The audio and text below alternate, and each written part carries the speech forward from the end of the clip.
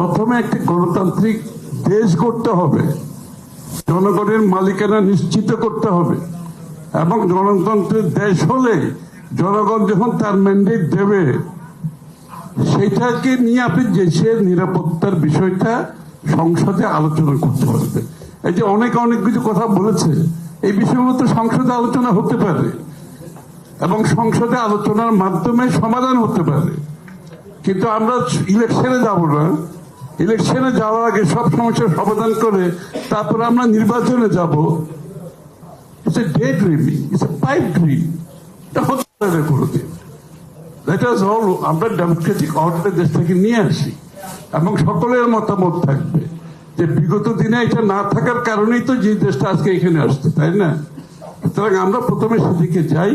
জাতীয় নিরাপত্তাটাও সংসদে আলোচনা হতে হবে এবং সংসদে আমরা যে বিভিন্ন মতামত দিয়েছি প্রত্যেক কিছু আসতে পারে সেখানে, এবং অনেক কিছুতে আমরা ঐক্যমত হতে পারি, তো এখানে কোনো অসুবিধা নাই। আর দ্বিতীয় কথা হচ্ছে গণতন্ত্রের সাথে সাথে আমাদের অর্থনৈতিক ভাবে যদি আমরা প্রবৃদ্ধি লাভ করতে না পারি, উন্নতি লাভ করতে না পারি, আমরা যে সিকিউরিটির কথা বলেছি, যে বিনিয়োগের কথা বলেছি, অনেকে বিভিন্ন প্রস্তাব দিয়েছেন, এটার জন্য যথেষ্ট অর্থনৈতিক ভাবে একটা শক্তিশালী দেশ হতে হবে। আপনি দেখেন যে দেশগুলো কিন্তু সিকিউরিটিতে শক্তিশালী হয়েছে, প্রত্যেকটি দেশ কিন্তু উন্নত অর্থনৈতিক ভাবে তাদের একটা শক্তিশালী অবস্থান আছে। সুতরাং বিনিয়োগের একটা ব্যাপার আছে, আমাদেরকে মাথায় রাখতে হবে। কথা বলতে পারি, বিনিয়োগের জন্য আমাদের অর্থনৈতিক বৃদ্ধির দরকার। সুতরাং সেই জায়গাটা দেশের স্টেবিলিটি দরকার, গণতন্ত্র দরকার এবং ডেমোক্রেটিক অর্ডারটা কন্টিনিউ করা দরকার।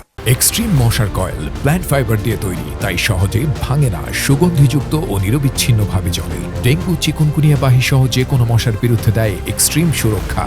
বাংলাদেশের প্রত্যেকটা ছোট দেশ, এত বিশাল জনসংখ্যা নিয়ে আমরা যদি সামনের দিকে নিরাপত্তাকে নিয়ে সামনে এগোতে হয়, তাহলে আমাদেরকে আমাদের একটা যে আমাদের বৈদেশিক নীতি, সিকিউরিটি, এটা একসাথে চিন্তা করতে হবে। আমরা কোনো কান্ট্রি সেন্ট্রিক কোনো পলিটিক্স করতে পারবো না, যে বিগত দিনে যেটা হয়েছে। স্পেসিফিক কান্ট্রি সেন্ট্রিক কোনো পলিসি হবে না। We must go for মাল্টিল্যাটারালিজম। এবং বাংলাদেশের একমাত্র পথ হচ্ছে আমাদের অর্থনৈতিক উন্নয়ন, গণতন্ত্র সুরক্ষা এবং নিরাপত্তা নিশ্চিত করতে হলে উই মাস্ট গো ফর মাল্টিল্যাটারালিজম।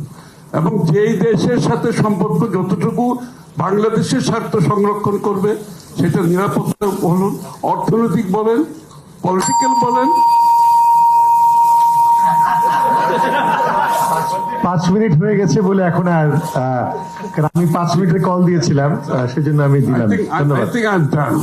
তাহলে আমাদেরকে ওই পলিসিগত ভাবে সবার সাথে সম্পর্ক ভালো রাখতে হবে, যতটুকু বাংলাদেশের জনগণের স্বার্থে, দেশের স্বার্থে সম্পর্ক থ্রু মাল্টিল্যাটারালিজম।